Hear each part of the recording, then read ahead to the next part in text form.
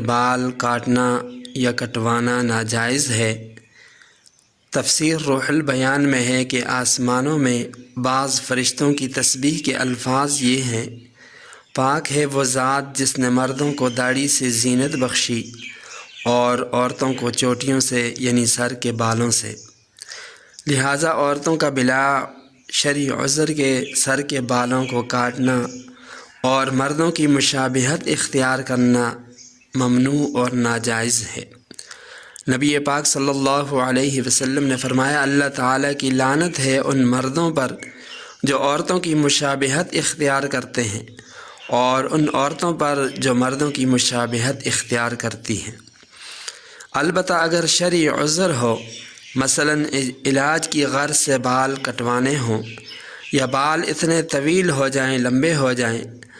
کہ وہ عیبدار معلوم ہوں، بدنما معلوم ہوتے ہوں،